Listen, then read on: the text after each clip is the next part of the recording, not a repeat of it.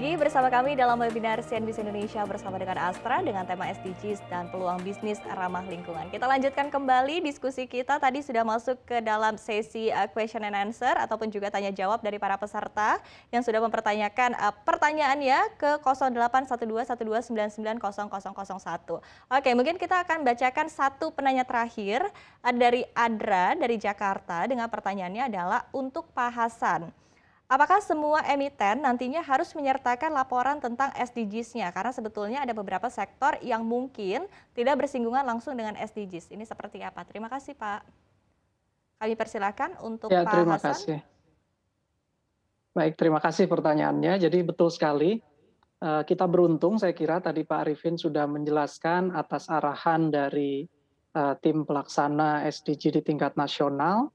Kami di pasar modal mengikuti juga ketentuan yang ada di Otoritas Jasa Keuangan, di mana secara resmi dituangkan dalam POJK, Peraturan OJK, tanpa kecuali seluruh industri jasa keuangan dan juga seluruh perusahaan yang tercatat di Bursa Efek Indonesia terkena kewajiban untuk menyampaikan laporan keberlanjutannya atau sustainability report-nya.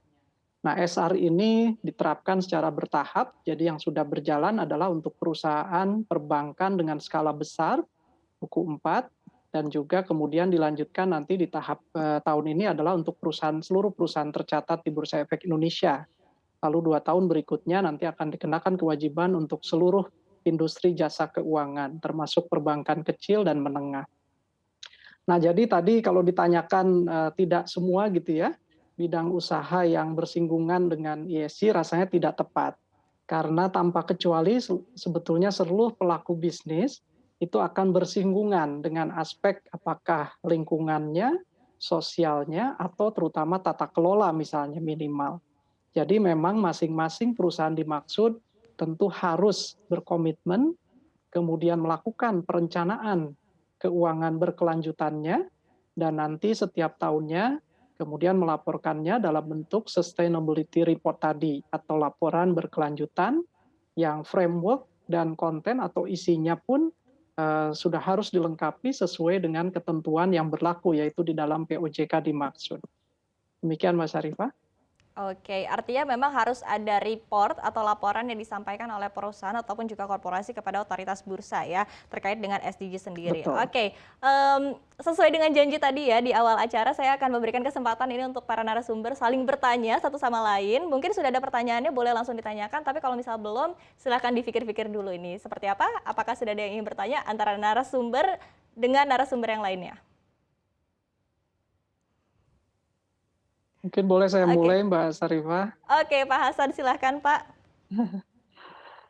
Saya ingin berterima kasih kepada Pak Arifin ini yang tadi dengan gamblang memberikan acuan kepada kita semua gitu ya dalam rangka mencapai tujuan pembangunan berkelanjutan.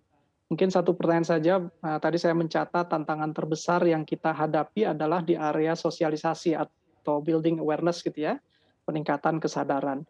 Mungkin di sisi yang lain saya juga ingin bertanya di area satunya lagi Pak Arifin. Jadi bagaimana kita mengemas gitu progres yang sebetulnya tidak kurang ya, tidak jelek menurut saya dalam konteks praktek penerapan menuju pencapaian TPB ini, ya terutama bukan hanya kepada domestic market, tapi lebih kepada global market. Seperti kita ketahui trennya sekarang dari kalangan pelaku usaha asing itu betul-betul menjadikan persyaratan pemenuhan praktek ESG ini sebagai kriteria atau pemilihan pada saat mereka katakanlah ingin bekerja sama dan menjalin kerjasama bisnis dengan para pelaku usaha di Indonesia. Nah, kira-kira langkah apa yang paling tepat yang bisa kita lakukan bersama Pak Arifin dalam rangka showcase gitu ya, mengemas dan mungkin juga harus ada semacam tour gitu ya kepada para pelaku dan investor asing untuk menunjukkan progres pencapaian penerapan praktek ESG dan pencapaian SDG di Indonesia. Mungkin itu pertanyaan saya Pak Arifin. Terima kasih. Luar biasa. Ini Terima mungkin kasih. langsung dijawab ya Pak Arifin. Ini pertanyaan dari Bapak Hasan Fauzi, Direktur Pengembangan Bursa Efek Indonesia, bertanya langsung kepada Bapak Arifin Rudianto, tim pelaksana dari SDGs Bappenas. Kami persilakan kepada Pak Arifin, seperti apa ini langkah dari pemerintah terkait dengan upaya untuk menunjukkan ataupun juga showcase nih kepada investor asing terkait dengan SDGs di Indonesia. Terima kasih Pak Hasan. Dan sebetulnya sekarang kita baru punya dasar hukum, yaitu peraturan OJK yang disiapkan tadi. Langkah berikutnya adalah bagaimana kita membuat sustainability report ini betul-betul accountable dan bisa dipertanggungjawabkan. Artinya kualitasnya betul-betul bagus gitu. Ada tadi akuntabilitasnya. Nah, di sini kita melakukan berbagai upaya termasuk training kepada semua perusahaan yang akan membuat sustainability report ini sehingga betul-betul eye-catching buat semua pihak.